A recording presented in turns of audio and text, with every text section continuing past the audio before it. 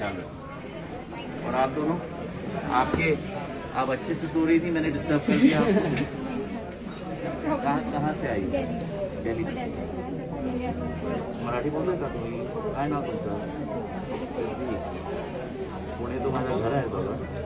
हां, वानवडीमध्ये आमची छत्री आहे, तुम्हाला माहिती आहे? माझी माझे पूर्वज काय करतात होते? ओडिशामध्ये शिफ्ट झाले, वडील जवळ मोठी झाली, आई बाबा जवळ मोठी झाली।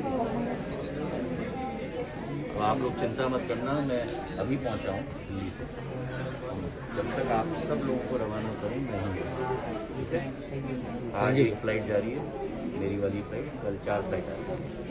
1000 बच्चों को हम लोग कर रहे हैं, ठीक है? मैं एयरपोर्ट पे ही आऊँगा, सबको मैं स्वयं से। प्रधानमंत्री जी ने हमारा उनको भेजा है, 4 मंत्रियों को 4 देते हैं। वही डटे रहना है जब तक हर एक हमारा बच्चा सुरक्षित वापस रखेंगे, ठीक है? बिल्कुल चिंता मत करो, कोई भी ज़रूरत पड़ेगी यहाँ तो मुझे जरूर बता रहा। खाने वाने का इंतजाम है सर? अभी कोई डिस्ट्रीब्यूट करके गया इंडियन बुक सब्जी। रशिया का नंबर है हमारे पास, कोई भी बात होगी तो फोन करें, मैं ख्याल रखूँगा।